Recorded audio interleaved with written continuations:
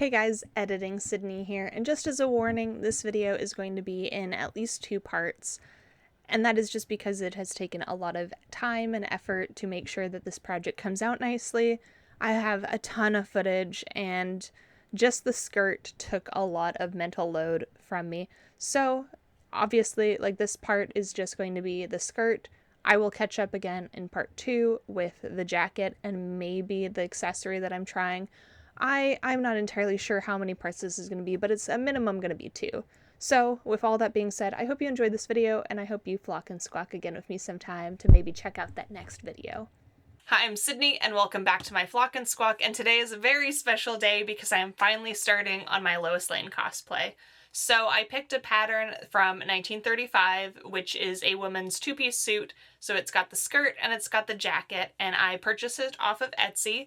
Insert image here of what it should be or the art is.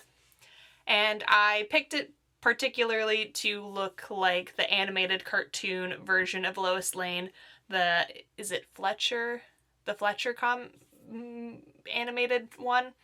I picked it based off that, which seems to be drawing or is from the original Superman, the 1938 release date of the original comic. So I kind of picked it for that time period. I really like the silhouettes of 1930s and 40s fashion. Back then, obviously, clothes lasted longer. They weren't fast fashion. So I figured it works well with that, and it's something that I like to sew. But here is my mock-up that I did out of just an old bed sheet. I picked the bed sheet because it's not stretchy, and my end fabric that I'm using, that's right over here that arrived the other day, is also not stretchy. So I did a mock-up. This fits, but I need to add a little more seam allowance based on how this fits. I think that if I add just a little extra seam allowance, the pattern that I have does include seam allowance, but if I add just a little bit more, then it'll fit me even better. So I've made that note on my pattern pieces that I cut out. It was the kind of PDF pattern where I just printed it out on normal letter paper, taped it all to my floor in its grid, and then traced it all out on freezer paper. So let's see. I'll show you my fabric. Okay. So here is the coordinating thread that goes with it, and here is my fabric. I got 5 yards, which should be plenty for this project, if not a little bit overkill. So it's very, very blue, but I figured the royal blue would go well with Superman's iconic colors of blue and red. And obviously, if I'm Lois Lane, why not have a coordinating color scheme to kind of help add to that? There are a lot of elements that I want to do for this cosplay, but I'm hoping that in this video, at least, I can get the main suit completed. So I need to stop rambling because it's been a long enough intro as is. Let's just get right to the project. So I started by laying out my pattern pieces and kind of getting an idea of how they'll fit on this with the fabric. Then I traced them, adding extra seam allowance. I added about a finger's width, which for me ended up being plenty, as you'll see later on down the line, but it was about 1/2 inch on each side. The only places that I did not add length were at the top and bottom because I did not need additional length that way. I just needed additional width. And it was very, very satisfying cutting it out with the rotary cutter, but any additional detail cutting, I used scissors. I just had long lengths of just straightness with the panels of the skirt. So I just finished cutting my pieces and rethreading my serger with a black thread and doing a tiny test just to make sure that it's working well and that the black looks nice. So it is time to start sewing the skirt. And it is very straightforward. I just sew together the side seams, except for one side gets left partway open so we can do the closure and have it all be nice and easy. There's no zipper for this pattern, And yeah, I'm just really excited to have this cosplay in the works. So let's just get sewing. But first, I think we should check in on Goggins, who is desperately crying in the background of most, if not all, of my videos lately, just because he hears me in this room instead of the bedroom where he is usually chilling and relaxing. So let's take a little Goggins break.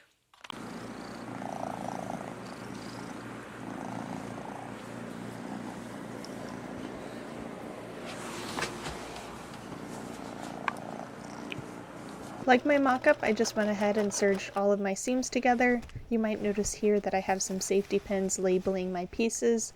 I just have a set that has 1, 2, 3, ABC, so I used those to help me out. All my seams are serged together, and I did a little bit of a try-on off camera just to kind of get an idea, and since I added in more seam allowance, I am going to have to take it in a tiny bit, but because I only serged, so because that's kind of my finishing seam, and that's what I used on the mock-up that I did.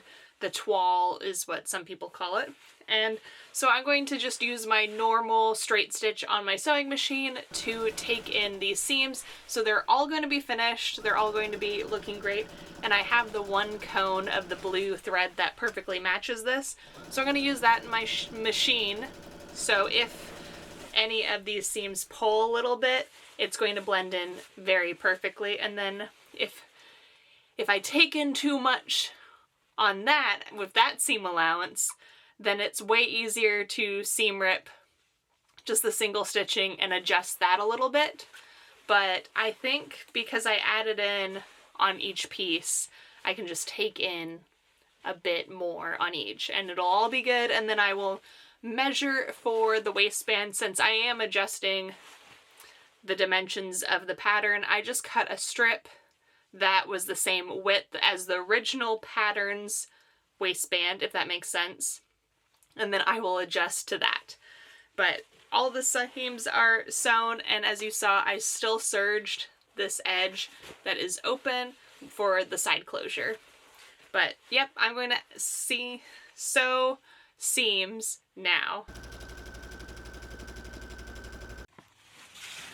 So it's the next day and I have on the skirt. I took out the side seam off camera, took in a little extra on one side seam, but the one where the closure is supposed to be, I took completely out, serged those raw edges separately instead of together like I had done for everything else, and I've just sort of pinned it on. So you can kind of see, but I re-sewed this one, so this one came in slightly more on this side. This is the other side seam where the closure is going to be. And the reason I took it out and kind of have it pinned on right now is that I don't think I left enough seam allowance initially to be able to have a nice clean closure, because it kind of just overlaps with, oh, Connor's calling me, but basically the side seam, there's no zipper or anything, so the side closure is dependent on the seam allowance and the waistband. I hope that makes sense. So that's why I took it out, so I can adjust the seam allowance to make sure that it fully closes properly. So here is kind of what the waist situation looks like. Behind you is a mirror behind the camera, and I think it'll look pretty good. I have it higher waisted because that's the style of the time and what I feel comfortable in, and I think that it hangs nicely on my stomach. But yeah, I'm just going to re-sew the side seam with way wider seam allowance, which will account for the extra that I added and the closure. So let's sew. So I just went over all of my seams with a straight stitch, pressed everything out, and then I went ahead and I got started on cutting out the waistband. Since I added seam allowance, I needed a different size waistband to accommodate for my measurements, as opposed to the pattern, but I just made sure that it was the same width as the initial pattern. Also in editing, I removed where I had added snaps from this video because I end up removing them later on down the line. It is yet another day because last night all I really finished was doing the snaps along the side. So now the snaps along the side and finishing up cutting the waistband to the correct size. I sized it slightly down than what the waist measurement is because I want to make sure that it fits really well at the waistband. So I have 4.5 by however long I needed this to be to fit correctly to my waist measurement, and it's just slightly smaller than this. So we are going to press this, except for I'm kind of debating on if I do interfacing. The pattern doesn't say anything about interfacing, but I know based on their fabric selection that it's probably implied that some might be used. So I think that I am going to use a little bit of interfacing for this, and I'll probably use a little interfacing on the jacket top part, just to make sure that it all lines up and that this isn't all crinkly.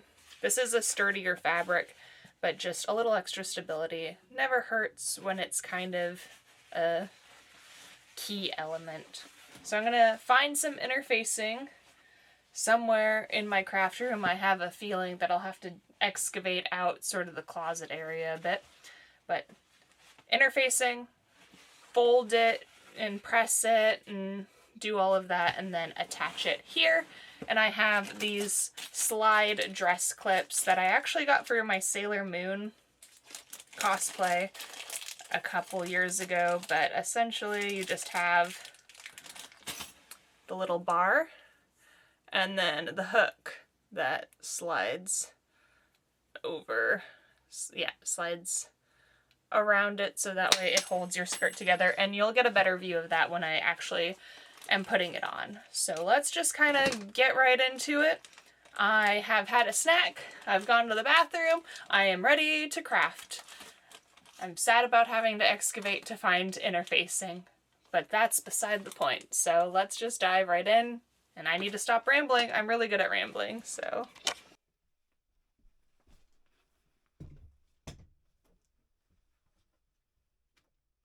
Yeah, I knew some would be back in there. Oh, yes. Glorious. Now I need to put things back. Luckily, it wasn't too far deep. It was at the bottom, but it's a big tote, so the bottom was easier to get. So. Here I'm just I cut strips of this interfacing, and then my waistband ended up being longer than the interfacing strips I had cut, so I just made sure that they lined up with the fabric and did it in 2 strips. I tried pressing, it didn't work, so I just made sure that I caught it with my serger just to be safe, and then I am pinning it to my actual skirt bottom that you've seen me make up until this point. I think that interfacing probably wasn't necessary for this fabric, but it adds a lot of peace of mind, and it never hurts to be a little extra sturdy in a waistband. So it is another day, and it is time to finally finish this waistband. So it fits way better now since I seam ripped and redid it, and the gathering is on the correct side, the back side. And for me, it does end up actually being more gathering than easing, just because I have a bit more of a difference between my waist and my hips than I think the initial pattern kind of gave. So I just barely started on doing the pinning for this project to finish off. Oh man, I just can't speak. I just barely started the pinning for finishing off the waistband, so I'm just going to get the camera in there and we are going to finish pinning. We're going to do a basting row, and then we are going to actually finish with some top stitching and do the closure. So when I was trying this on after fixing the correction, the snaps don't seem to be enough closure for me, so I might end up going back in at some point and doing a couple buttons instead of the snaps, and I'll see about how this goes. That'll probably end up being off camera, but I'll mention it later if I do end up changing the closure for this skirt. I'm definitely not doing a zipper because I don't want to have to fuss with that, but a different closure like buttons would probably work out fairly well and easy with the design of this skirt. So let's just fully just get this finished. I am ready to be done with this project, at least with the skirt part, because for something so simple, it has taken me so long. And with all of that, here I am just carefully pinning with some all metal pins this waistband down. I used all metal so I would be able to comfortably iron on top of it, which I did, but I also had to seam rip out some of my basting stitches that I did. And this honestly was one of the shorter parts of making this skirt. It just took a long time with pinning and then carefully removing each pin while I was sewing. I had to very carefully sew to make sure that I was catching everything, but it actually worked out really well, and using the all metal pins is so helpful for pressing.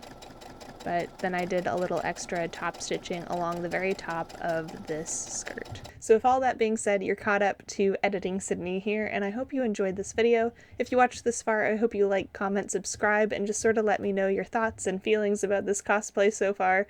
And I hope you join me in the next one where I hopefully finish this cosplay, because time is running out for Rose City. But other than that, I hope you enjoyed this, and thank you so much. Bye!